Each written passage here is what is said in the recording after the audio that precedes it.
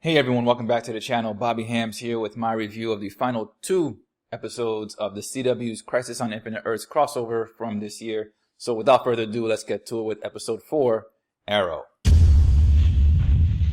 When we last left off in episode 3, the heroes had been whisked off of the Wave Rider by Pariah and sent to the Vanishing Point. And so Barry's trying to find a way out through the Speed Force. He's unable to do so.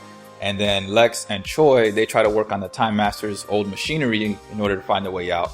And that doesn't work. They all start to bicker amongst themselves. The new Spectre shows up. He gives Barry a little bit of a power-up by just touching his forehead. It's like a thing he can do. Barry's able to whisk himself, Batwoman, Canary, Martian Manhunter into the Speed Force in order to get out. Meanwhile, Supergirl, Choi, and Lex, they're sent 10,000 years back into the past in order to stop Mar-Novu from accessing the dawn of time and creating the antimatter universe and creating antimatter and all this stuff. Back in the Speed Force, Barry's running around through the Speed Force and he's trying to collect all these people. With this whole Speed Force thing going on, the ultimate Crisis on Infinite cameos is made when Ezra Miller's Flash from the DC Universe movies actually shows up in this Speed Force that Barry's just running around and trying to find the other Paragon. Now that part of the episode was probably my favorite part of the entire 5 episodes. So anyway, back on planet Maltus, Supergirl and Choi ultimately do stop that Mar-Novu from going back in time.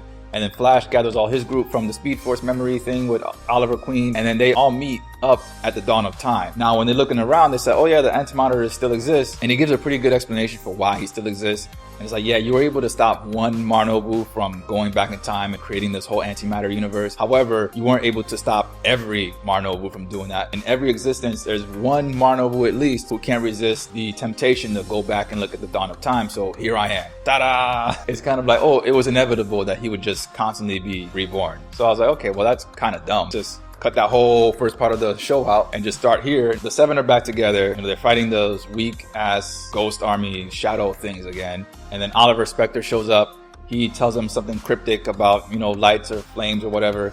And then he goes and he fights the Anti-Monitor on one-on-one. So Oliver fights the Anti-Monitor, ends up beating him with the power of friendship or something. And then everything kind of slows down for a little bit. The heroes all gather around him. They're all mourning his death again. A beam shoots up in the sky or whatever, and everyone looks up and the universe is reborn. You got a DC rebirth on your hands. And so that's where this episode ends. So let's go on to the final Crisis on Infinite Earths episode with Legends of Tomorrow.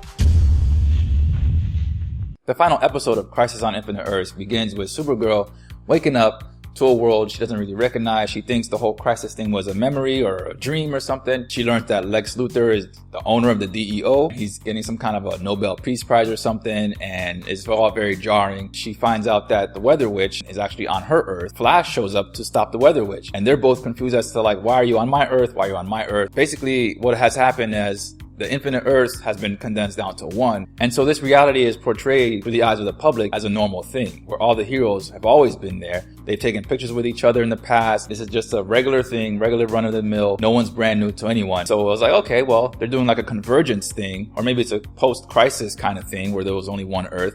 So I was like, that's kind of cool. They're following the storyline pretty closely. So we go on from there. John Jones is running around to everyone. He's restoring their memories of what happened with the Crisis. The episode kind of meandered a little bit for a little while. And then we get a surprise attack from Beepo, the big plush toy from one of the episodes of Legends. Completely useless subplot. We find out that the Monitor actually isn't dead because the Ghost Army things are now hunting the Paragons. So now the Monitor is on this one Earth. They beat him, and there's like, before they actually started the fight, they had a whole little back and forth with the Monitor, with the Anti-Monitor. They literally say this is all for Oliver, which I was like, oh my god, this is still going on with this Oliver stuff. It's still going on. The guy's died twice, and they're still for Oliver. Now, I would have gone personally for Gallifrey. And you might be thinking to yourself, who? Exactly. I was so done with the whole Oliver worship. Just 5 episodes. Well, really 4, because he was still alive in episode 1. So 4 episodes, Oliver.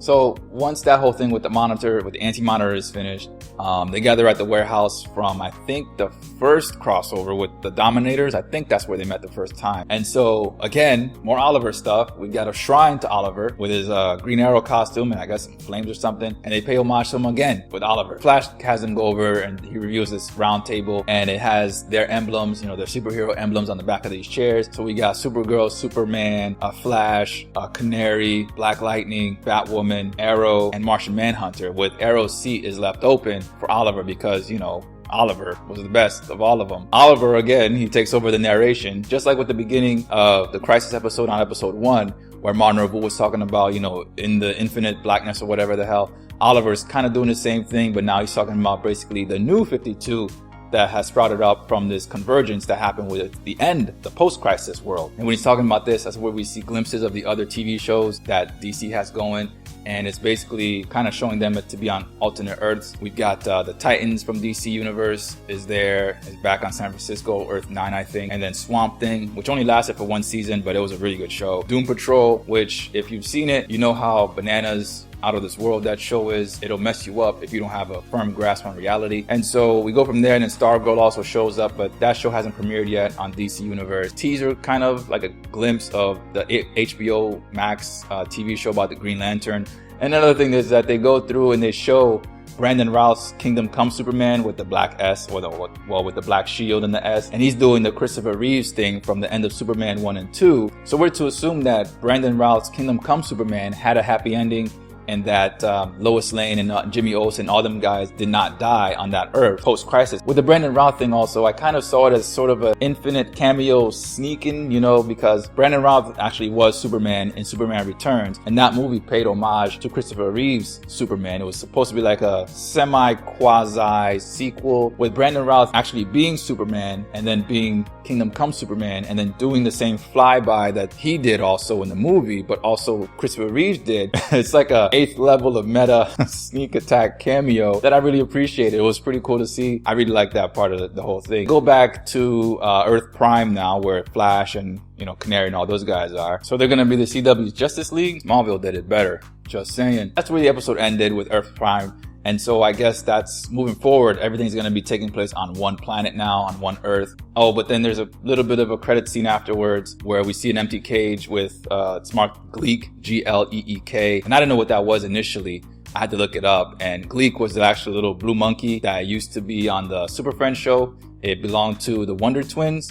So I don't know if the Earth Prime superhero is now going to be the Justice League or just the Super Friends. Now I'd guess more the Super Friends, because I don't think that AT&T WB would really let them call themselves the Justice League on television. With that said, here's my judgment on the entire Crisis crossover event.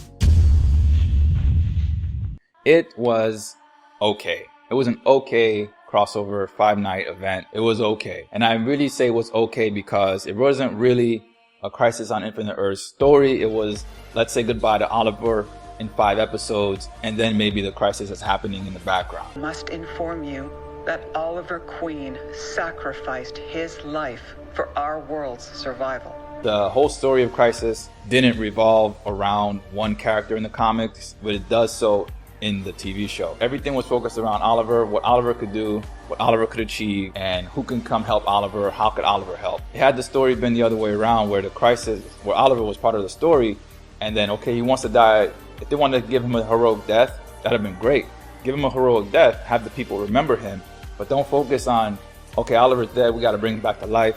Now he's back to life, now I go save his soul. Now he save his soul, now he becomes a Spectre, and now he just keeps showing up in the Speed Force. Now he's doing this. We get it. He's leaving the show, he's leaving the series, okay, fine. But now you're making the story of Crisis center around him when it should be the other way around. He should be made to work for the story, not the other way. And so that's why I think this crossover was just okay. It wasn't very exciting most of the time. Like, the Supergirl episode really was my favorite episode of the whole thing. That one had some movement to it. That one had some stakes to it. The other 4 episodes were really just about how can we get Oliver Queen involved in the story in order to say goodbye to him a couple of times. Which I don't even think this last goodbye with the Shrine, which would in that warehouse that turned out to be the Hall of Justice, I don't even think that's going to be the final goodbye, because the Arrow TV show still isn't over.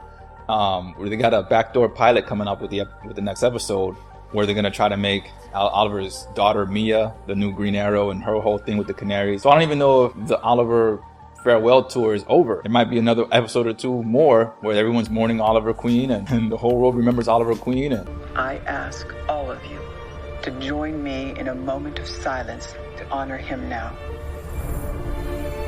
it was just too much. I really couldn't get past that, or the show couldn't get past that, which means I couldn't get past that. I wasn't expecting Shakespearean level of drama and tragedy, you know, or Golden Globe nominated acting. So everything was pretty good. It was pretty on par for CW programming. I think the actors all did a pretty decent job with their acting, except Ruby Rose. The Infinite cameos were indeed very fun, and the comedy was well placed and made sense for the situation. Is this actually happening? Is this what all the crossovers are like? Yes, and not exactly. I'm never letting my child watch this show again.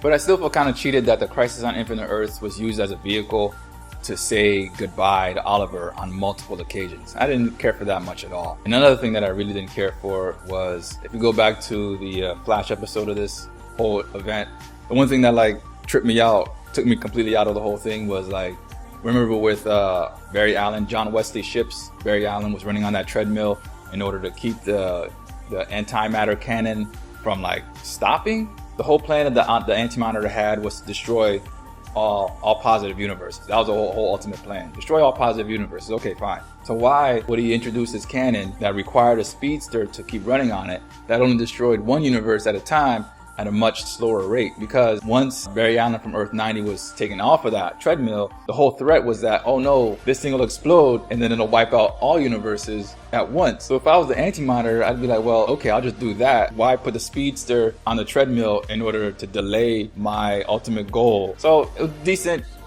5 hours, you know, nothing too great. Still prefer Crisis on Earth X. In that one, everyone's character served a role in the story. The story didn't serve the character. So that's gonna do it for me in this video. Thanks for watching. Like and subscribe if you like to like and subscribe to things, and I'll see you in the next Crisis.